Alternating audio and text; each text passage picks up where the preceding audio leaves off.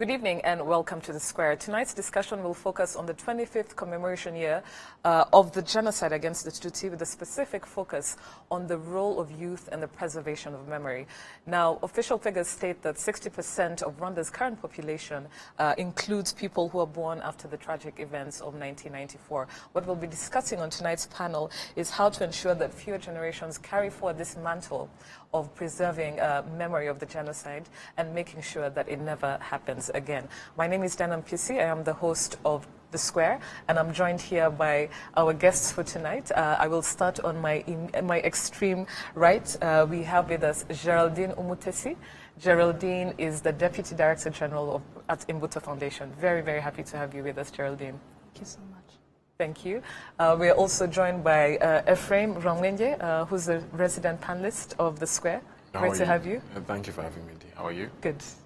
And on my left, we are joined by Louis-Antoine Muhire, who is the CEO of Rwanda Cooperation Initiative. Louis-Antoine, very happy to have you.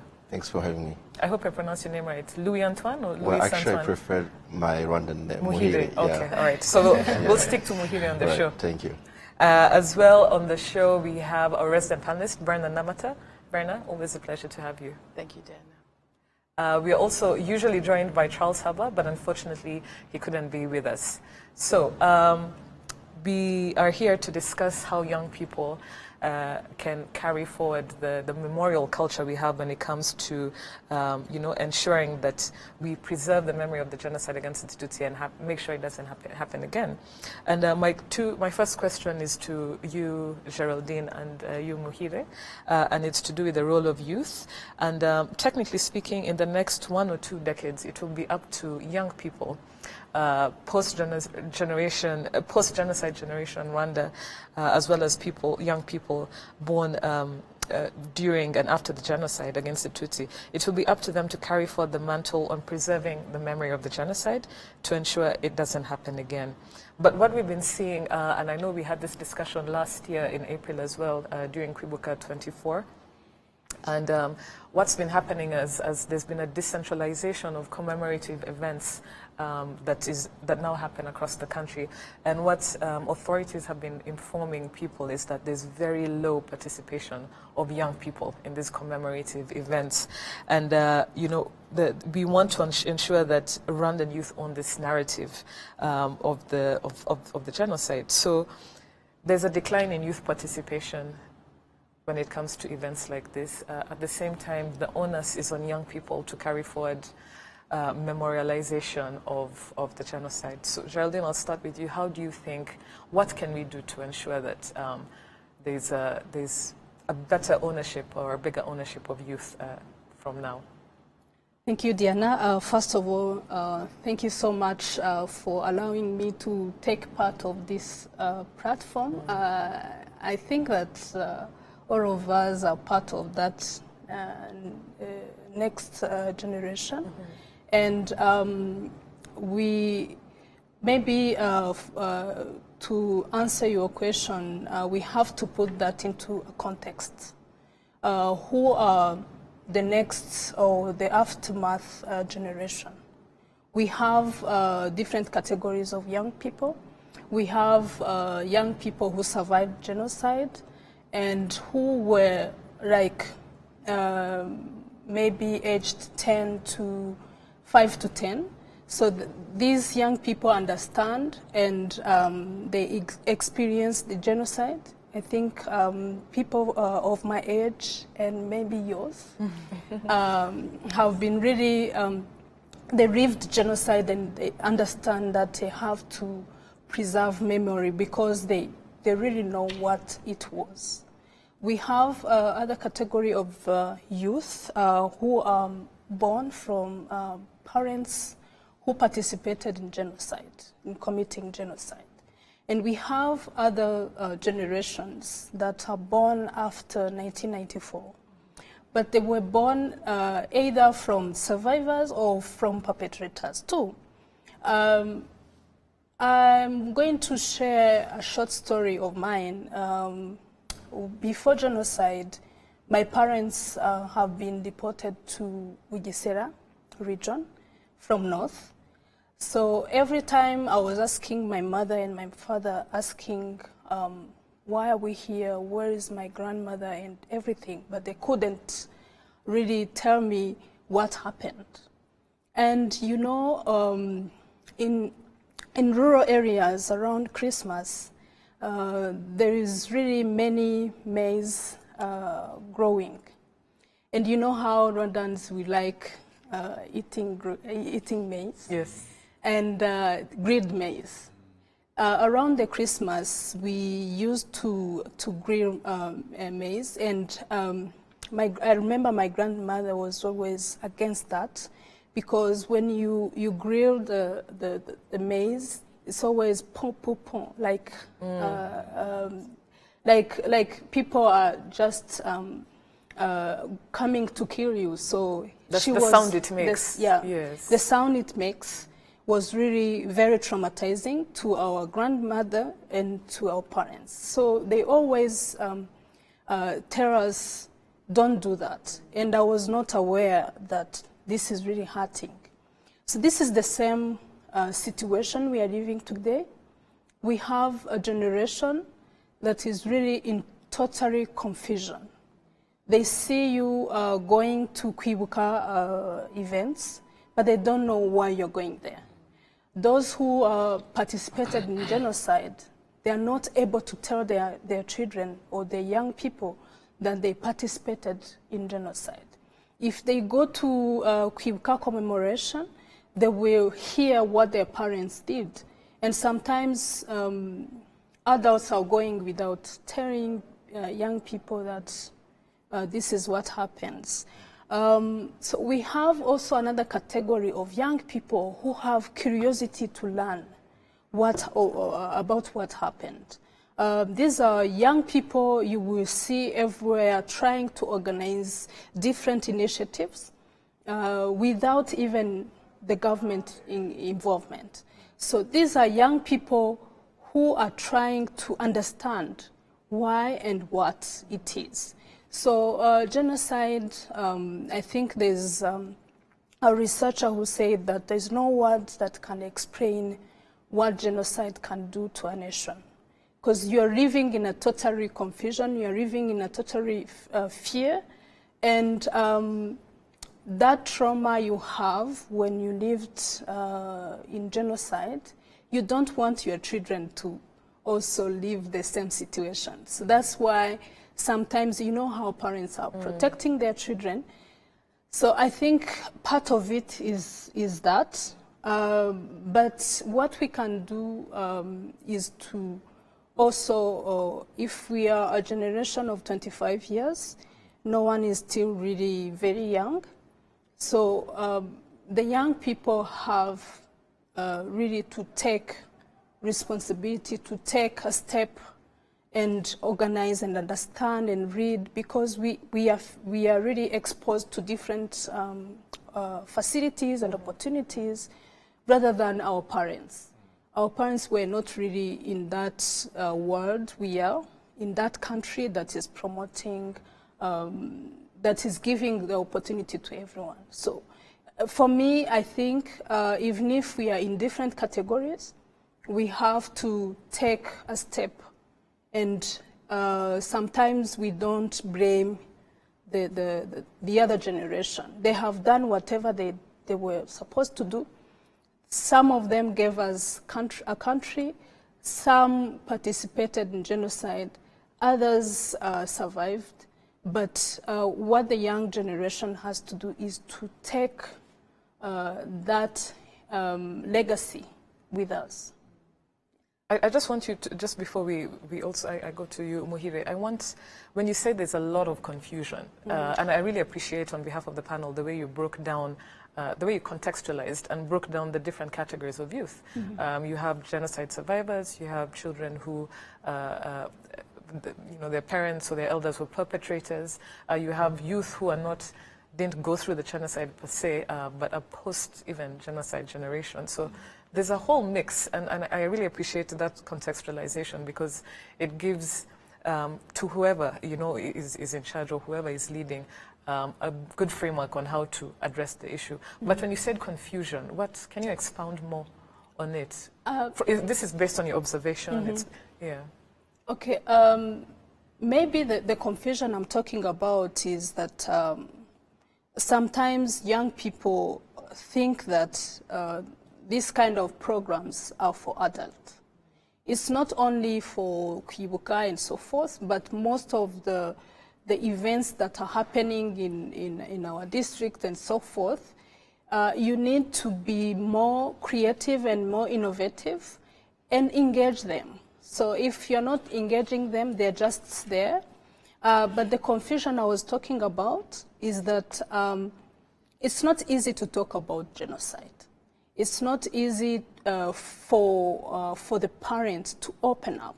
I'm going to give you an example. If, for example, I have two children now, if they ask me, where is our grandmother? What happened? They always used to say that, Mom, are you going to genocide? So you see, they know the word genocide, but they can't relate that. But the young people who are, for example, by our policy, they are 15 to 30. So these are young people who were 5 years during the genocide and others were born after the genocide. So if you are under 5, whatever you experienced, there's always a confusion. Why this happened? Who did it? Why? And what can I do? And those who were born after the genocide, you see your parents going to commemoration, you see what is aired on TV, but no one is able to tell you the truth. And as usual, because they are exposed to different opportunities and facilities, they go on internet, they can find different narratives, and they get confused. Who did what and why? So I think when you are in that age sometimes, and you realize that there is that confusion psychologically, there are some who are taking a step, and there are others who are preferring to say, you know what, I don't want to be connected to that history. This is for adults. And others are saying, no, I have to go and find out what it is. So this is the kind of confusion I was talking about. Thank you. Buhire, would you like to weigh in on this, on the question on what do you think we can do better, you know, from your personal perspective on how youth can drive forward the narrative of preserving memory? Sure, but allow me to pick some elements in intervention, starting by the fact there are these two realities in Rwanda. Either you have a background of a survival, or you're coming from a family like me, with a lot of people participating in the genocide, and close people, parents, uncles, and aunties. Now, but also take the fact you mentioned, we here on the panel, somehow we lived or were born when the genocide happened. So we have some experience of anyhow. And for me, that makes us a bridge to this new generation of the people who were born after, way after the genocide, let's say 2000 and up. And the question now becomes, when we ask why aren't they that involved into this journey, to me it's a matter, as you mentioned, Geraldine, well, to explain things in their own way of understanding. Because as you know, after a certain generation, there's a new perspective, there's a new way of seeing the world that they may not understand how come someone were killed because they were Tutsis or they were called whatever things they were called. So for me, now it's our work. It falls on us here on the panel to be that bridge, but that genuine bridge, to be, as she was mentioning, for instance, when you come from a family where there's a lot of genocide there, it's not easy. It's not an easy journey where you have to, one, realize that your parents or your uncles, your auntie killed people or financed somehow. And people who used to take as role model all of a sudden become evil. And but the other side also, you see there are some families, for example, they survived and they're only kid left. So they have no role models, no way to see. And on that one, allow me to say we are lucky to have had a leadership that was able to set up forums and initiatives that makes me and Geraldine not enemies, but Rwandans. Because I always tell people, don't worry necessarily that the content is not there. The content is there. Otherwise, me and Geraldine will be at war. If the content that made us genuine citizen of the new Rwanda, and you know her, she's always busy. She has maybe 14 hours journey. Same as me. I'm a commissioner in Unity Reconciliation. I'm a CEO at RCI, and I'm in Panama, Africa. I'm into many stuff. And here we are with two totally different, or let's say opposing backgrounds, that if you were to take them in normal context, we will be fighting. Me trying to justify the unjustifiable, and maybe her also try to say, I'm going to revenge my mind. But how come today we both spend more than 14 hours a day building this country? So the content that made us go through, go toward, or aim toward a great goal is there. Now, how can we, the question is, how can we make sure this new generation, .com and whatsoever you call them, can also understand what we did well, what made us now a great citizen of this country. So today, as she mentioned, they can, in their own innovative way, be involved. Perhaps me and Geraldine, we have enjoyed to go at Itorero in Gando because we value too much the RPA soldiers who liberate this country. But maybe someone who were born too much in a period that was so peaceful, he may not enjoy going to Gabiro and stay for 10 days. But perhaps he wants something online, something, I don't know, Ingando online, Itorero online. And to me, I have this philosophy of saying it's not because they are not reading as much book as we used to read that they are not smart. Actually, they're digesting more information than we used to have at their age. When I was 15, probably I will read one book a month or 2 months.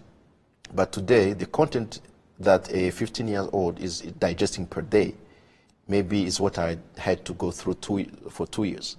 So it's a matter of now, the content we know is there, is tangible. If we are working for the country tirelessly, not even the same goal, how can we make sure this content that worked for me and Geraldine works for the other generation? That's the question for me, and I think now we have just to be innovative, engage with them, talk a lot with them, listen to them, not just marginalizing, say, oh, you guys, you don't follow the elders and whatsoever. So that's my perspective, and the good news again is the content is there, yeah, and it's working. I like that both of you talked about innovation in terms of engaging with younger people. I think how our generations before us are still engaging with them is different, and that's why I really like to reiterate what you said, Muhire, that we are actually the bridge between our predecessors and the younger generation than us. Brenna, do you want to weigh in? Yeah, I just feel like we are at that point, which I would call a turning point, where young people don't have a choice but to accept the responsibility that this is our history and we have to do something. Because the tendency with us young people is to feel that it is somebody else's problem. It's not my problem. So they deal with it. But I think the more we try to foster awareness and responsibility among the youth to appreciate history and feel the responsibility to do something to preserve it, I think we'll make a lot of progress. Now, that is very difficult because already, like we're seeing, like she mentioned, rightly mentioned, most young people feel that going to commemoration events is for old people, you know, probably because we've seen now there are lots of panels, and now to sit for 2 hours for a young person, concentration levels are a problem. Yes. So how, going forward, we find a way of packaging our history in a way that young people will still be able to relate to it, I think will be and will remain a challenge. But there's already work going on. Tomorrow, I think, no, Friday. Friday. Yes, on Friday we have Mashirika with the G25 presentation, which I'm looking forward to, which is entirely young people. And even from the commemoration, we saw young people really take center stage. But I think it has to move beyond that and even be incorporated in the education system. Because as young people, we spend more time at school.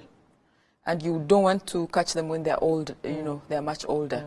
So we have to find a way of getting young people in schools and, if possible, I think make it a condition that schools have a calendar of, you know, their pupils visiting memorial sites, and to sort of have them at least think and have a feel of this history beyond EPO, because after 100 days, then for most young people, the rest of the year continues. Yes, the rest of the year continues, and I think that's why the biggest challenge is. And we'll come to the education part in the next half of the show, Ephraim. I think for me, I just want to talk on what Berna said about education, but I think for me, I'm saying this now as a young person who was very young when the genocide against the Tutsi happened in '94.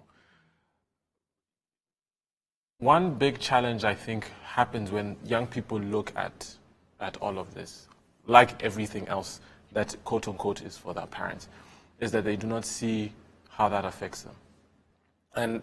And you know, when you look at Rwanda's history, even when you look at where it is today, and even the conversations we continue to have about unity and nation building, you realize that what happened in 1994, the tragedies of 1994, form an integral part of who we are as Rwandans today. But unfortunately, that does not get communicated to the young people in a manner that they understand that it's part of their life. So for them, it's something that, because I genuinely, when you look at the older generation that experienced genocide in a conscious manner, they saw it happen, or to a certain degree were affected by it in a conscious way. You find that they do not have, they understand why it's so important to preserve the memory. They understand why it's so important to remember. But when you get to young people who don't seem to understand that, that's where you find these gaps. And I think coming back to, there are many avenues that can be done, and you gave a really good example by using the school infrastructure, but I think the education infrastructure. But I think at the heart of it is showing young people why it's important to have this as a part of your life, and why why you are where you are in relation to this. Once young people start to understand that, and I say this on my side, when I started to understand this, it made it significantly easier to get involved and to empathize. I think, and that's where I would say the heart of it lies. In empathy. And it goes beyond empathy. It goes beyond, it has to show, young people have to see the value of it in their lives, you know. And I think that's where, from it, that's where the empathy will grow. Yes, Geraldine.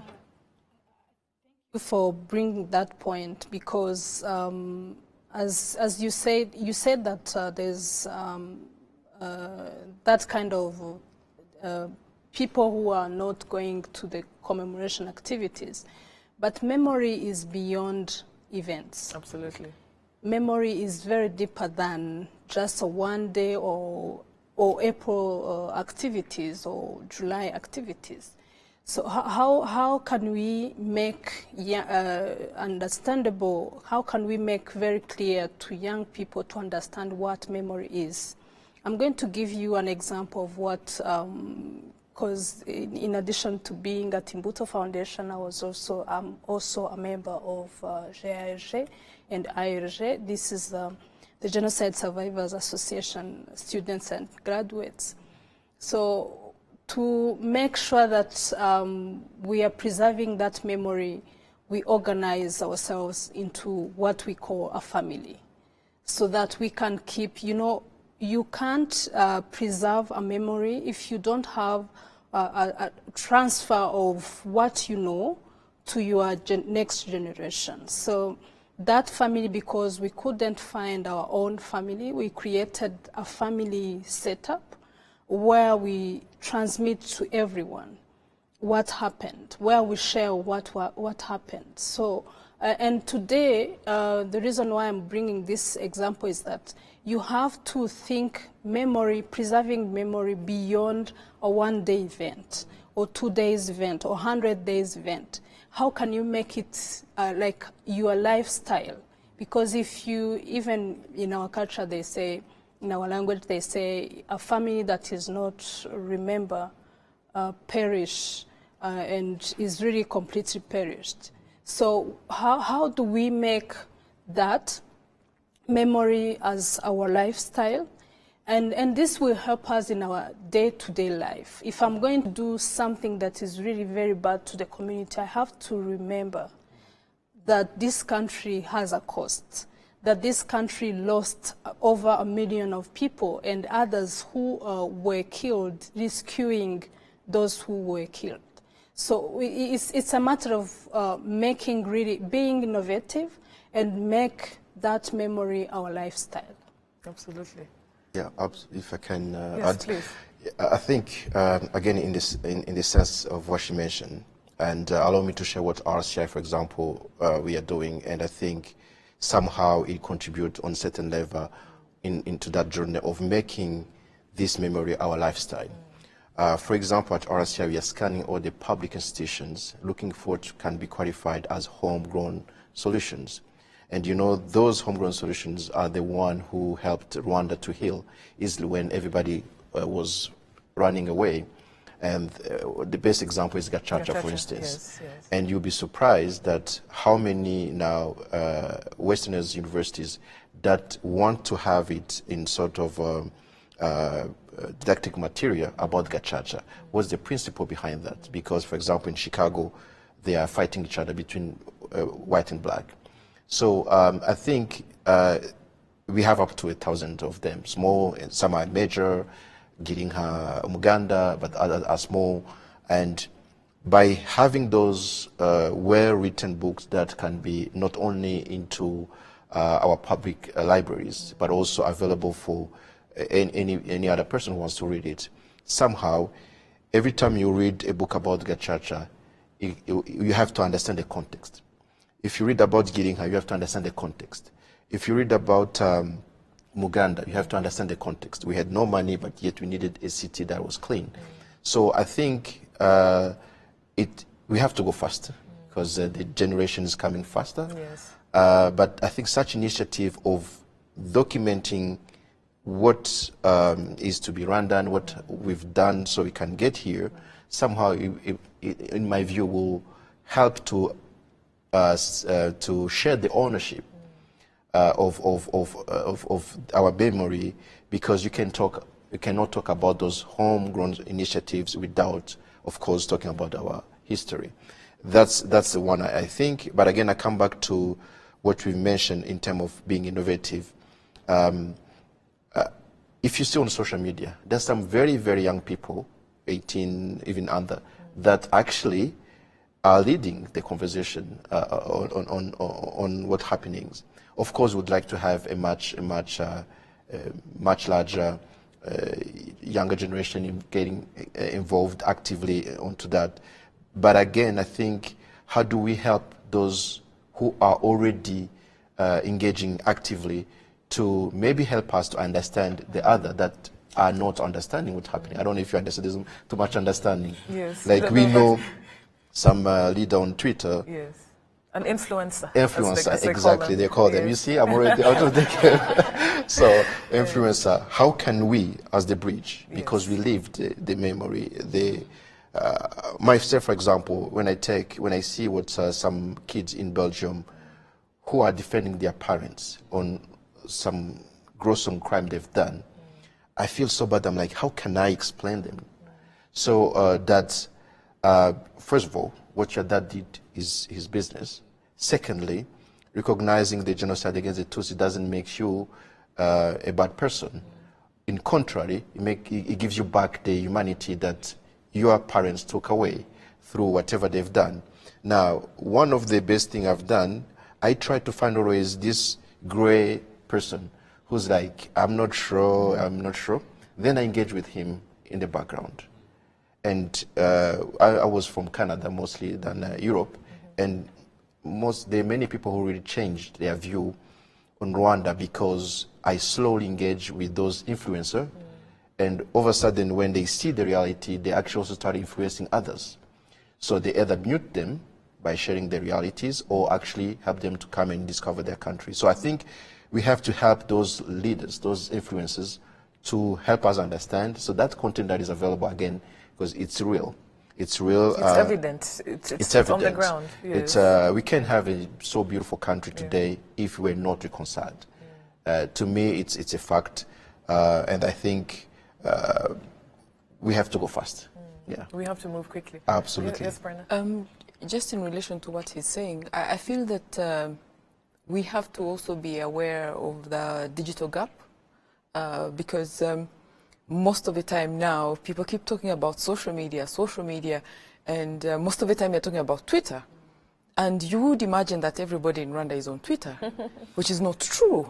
A very tiny population. A very tiny population is actually on Twitter. Yes. And most of the time, it is your friend, it's someone you know. So it's more like people are talking to themselves. So I think as we try to find ways of reaching out to the youth, we must deliberately target outside social media. Absolutely. And beyond Twitter.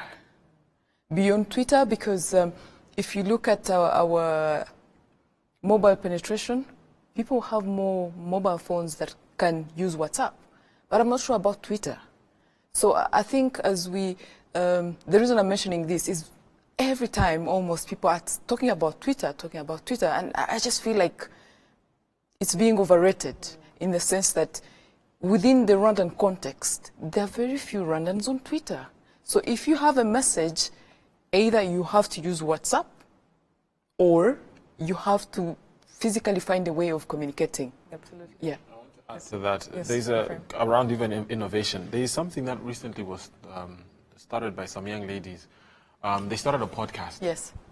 And it has actually, been... I was listening to it today before I came here. Exactly. What's it called? Breaking the Silences? Yeah, Breaking the Silences. So they started this podcast some time back, and it has really been successful in the sense that they've garnered a lot of listenership, if that's even a word. Listenership. Yeah, yes. But they had a recent podcast, and this is now coming back to the role that young people can play, because these are very young ladies. I think, if I'm not wrong, Nikki, we've had her on the show. I think Nikki was an infant at the time of the genocide against the Tutsi in 1994. You remember Dominique? Nikki, yeah. So she, keep it professional. Yeah, I'll try. so she had a young genocide survivor called Nelson. He works with Aegis. He works with Aegis. And he shared his story, and I think he's on Twitter and he's considered somebody known on Twitter. But how many people? And everybody knows a bit of his background, but how many people know his story? And these are fellow young people who said, let's use our platform to actually spread this message. And again, the message gets sent through WhatsApp, because I got the link through WhatsApp. And I think she said she listened to it on her way here. I know that many young people who probably didn't get a chance to go to any commemorative event, but got a chance to listen in. And I think once we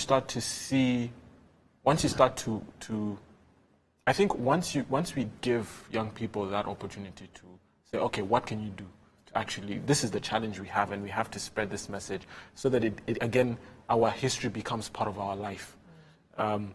What can you do? You'd be surprised what young people can come up with. Absolutely. And I also like the fact that, you know, we came in asking you, Muhire and Geraldine, and also to the rest of the panelists, what can young people do? But I like how you turned it back, and what I'm getting is, yeah, they can do a lot, but the onus is also on what can we do? Absolutely. The generation that's kind of in between, Yeah, you know? absolutely. What can we do to bridge what our predecessors and older generations have told us, what we are actively involved in, what we understand easily, and ensuring that there's a transference of information to young people. I'd like to go to the next part of the conversation, which is to do with genocide, ideology, and education.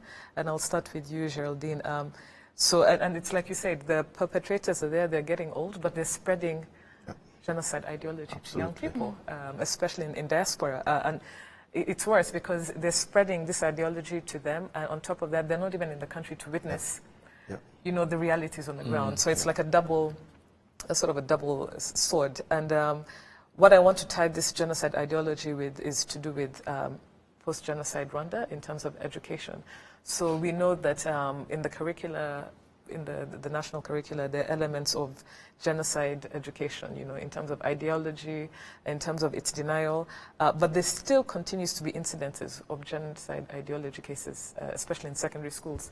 And today I was reading on Twitter something that happened in a secondary school in Musanze. I don't know if it's been verified, but it was something to do with an element of genocide ideology. Some young girl was being taunted. But again, that stands to be fact-checked and corrected. But my question to you, Geraldine and Muhire, is what do you think our education system is doing in terms of combating this? Are they doing enough, or more needs to be done? Thank you so much, Diana. When we are talking about education system, we have to look at the formal education and informal education. So for the formal education, we are very glad that we have a leadership that is promoting a curriculum that is really inclusive, and we have genocide studies in our curriculum.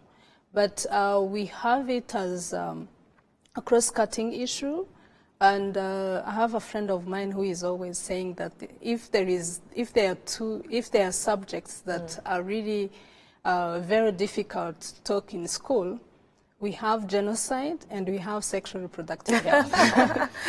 So I'm sorry to say so during commemoration, that's true. Yes, but yes, it's true because it has the two subjects have its reality, and you can imagine that even if it is included in our curriculum, but it has to be taught by people who went through the genocide, either survivors, as Muhire mentioned, either perpetrators or born from families who committed genocide. So when you're concerned, especially in a classroom, when you're concerned with something, it's not easy to transfer. It's not easy to transfer knowledge or to be very creative in a way that you can really make that transmission of knowledge. And connects with your students. Yes. So sometimes you say, okay, so this is what, you know, you don't use the methodologies you're using for example, teaching biology and so forth. So this is part of the formal education. Yes, we have it in our curriculum, but I like the way this time we have like Kigali Genocide Memorial Center that is really empowering the teachers to know how they do it. But we need more of informal platforms. I will give you an example of what we are doing at Imbuto Foundation through our youth forum. Whatever you are doing, you have to engage young people, you have to educate them, you have to empower them. So you have to come up with a creative way of breaking that silence. I remember when we had a forum called Nduminyarwanda, and what does it mean to be a Rwandan today? That was a topic of one of our forum. We had many young people who have been able to open up to talk about what they think to be a Rwandan today means for them. And that was like a beginning of also talking about what they think about genocide and everything. So like the civil society organizations, like other NGOs, like the young people, or the organizations of the young people, they have also to help our education, our formal education, to boost the education system. It's not only the formal and the curriculum, but how do we go with what the young people are creating now?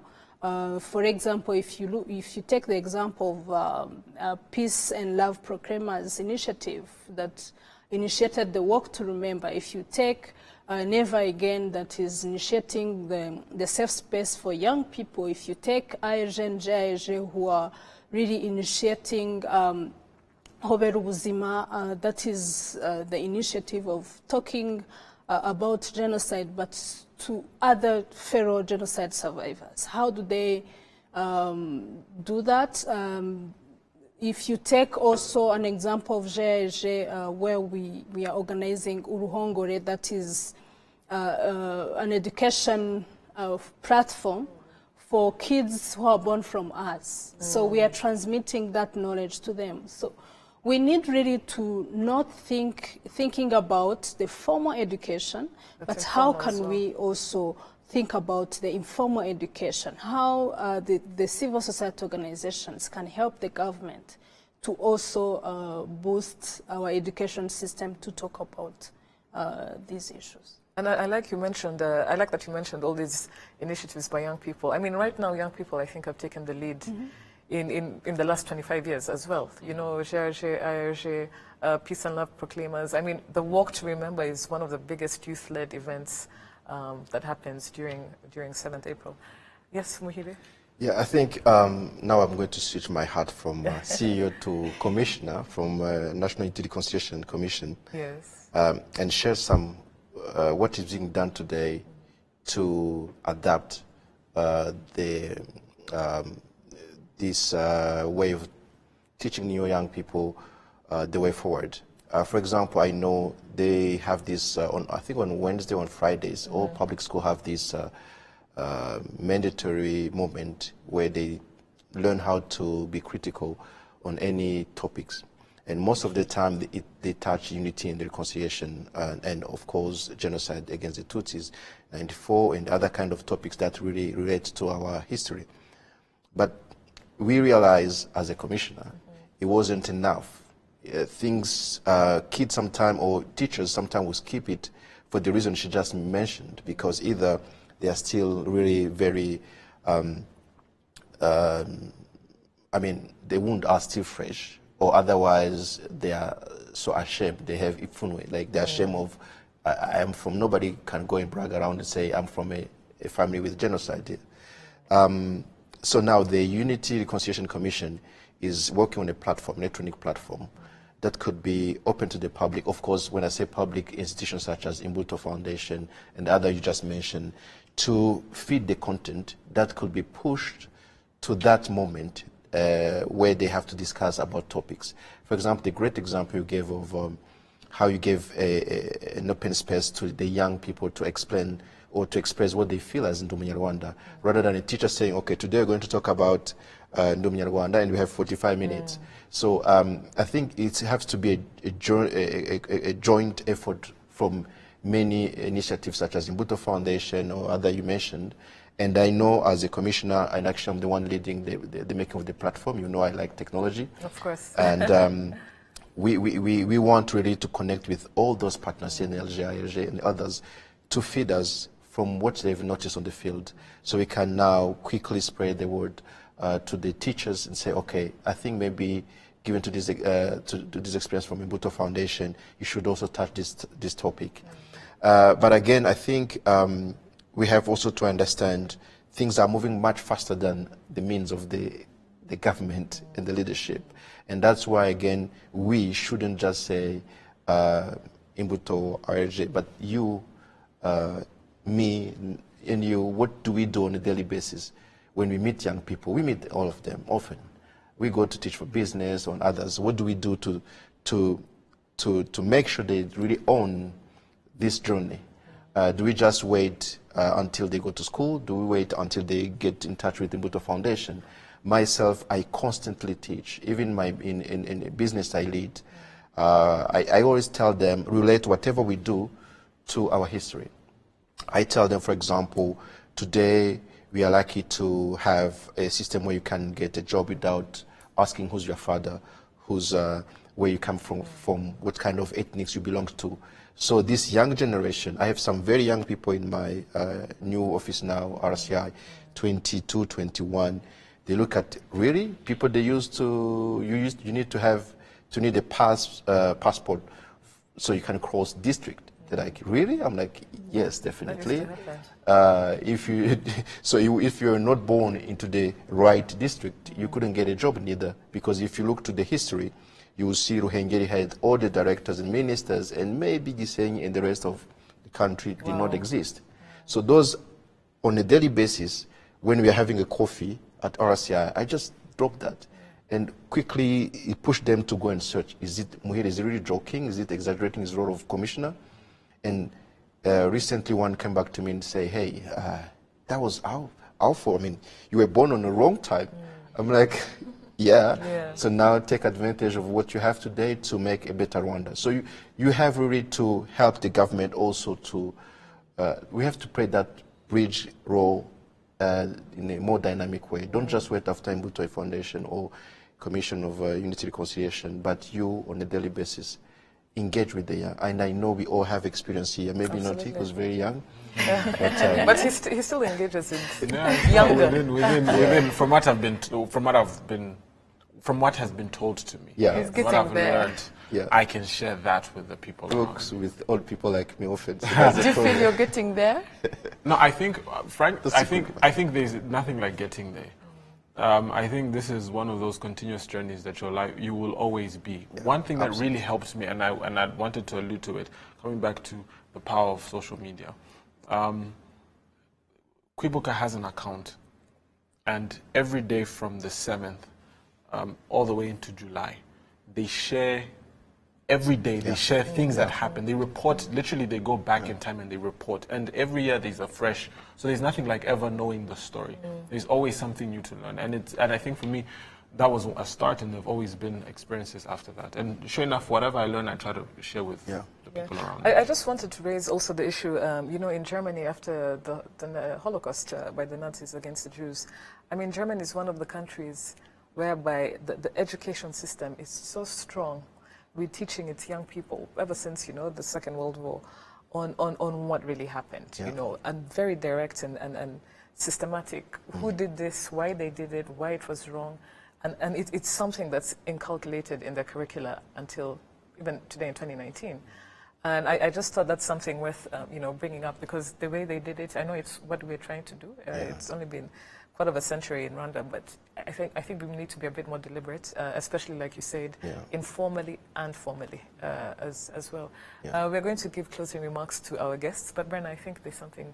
No, I just wanted to say that in addition to unity and reconciliation, we need to add tolerance, teaching young people to be more tolerant of, you know, differences and take time to understand why someone is different and just respect it, because part of the history has taught us that a culture of intolerance, you know, can really break the society. It's what led to you know, the genocide. Yes. So I think it has to, we have to find ways of helping young people to understand the culture of tolerance. And this manifests in different ways, even today. Social media, you know, you can really see it, that someone does not take time to understand anything. They will just rush to, you know, take a side or, but trying to get young people to feel that they have to do the hard work, which is to find information and understand and try to respect the difference, because you cannot always expect that someone will be the same or you will have the same opinion. I think the culture of tolerance among the youth has to really... and also just to add to that very quickly, I think, you know, we're here discussing in terms of perspective how young people, you know, what can they do? Or we're discussing manners in which they can actually grab the reins and continue this journey forward. But I think for these young people and for ourselves, I think it starts with also the mindset. You know, when in our homes, in the privacy of our homes, there's something that we all know, what parents communicate to children. Absolutely. This transference of their particular memory, in most cases, it's what perpetuates the continuous systematic divide between Rwandans. Behind closed doors, I think we need to be deliberate in how we're talking to our children. Because, you know, to my kids, in the next 10 years until they're 15, I keep on telling them, I keep on preaching a system of division. It doesn't matter how many generations come forward. I think, you know, in terms of parents moving forward, we need to be very aware of the intimate and private conversations we have with these younger generations moving forward, because that's the reality. That's you know, that's what happens. Geraldine, if you can give us closing remarks. For me, I think that the generation behind us have written their own history, which we inherited. So it is for us to write our own history. It is for us to take that stick that they gave to us to lead this country. So we will not be excused that and say that really our parents didn't say this, didn't explain to us. So there's no excuse. We have different information, source of information. We have different opportunities around. So there's no excuse. For me, I think it's a matter of being connected to this country. Whatever country can choose to have an education system that is so and so, but for us it's really different, because those who committed genocide, we are still living with them. Those who survived genocide, they're still living with the perpetrators. So our children and grandchildren, we inherit what we experienced. So it's for us, for this generation, to really build a country that is their owning, and also the history. We have to accept the consequences, and we deal with it. Absolutely. So I can't add more than on what she said, except saying, again, in other words, ownership is very important. We have to own this journey. As she mentioned, well, we have no excuses at all. And we should also be courageous as the one who liberated this country. They were even much younger than us today, and they sacrificed a lot. When people tell me, well, Muhire, of course, some of your family rejected you because you embraced the new Rwanda, the new being Rwandans. To me, how will I cry when I have Geraldine who lost all her family? So if it is a price to pay so I can be part of this new Rwanda, that is, I know clearly, because tangibly I can see it's the right way to go, then it's okay. So we have Geraldine who also have to live with perpetrators of people who killed her family. And she had to have this courage of, okay, they did bad, but what can we do? We cannot kill them.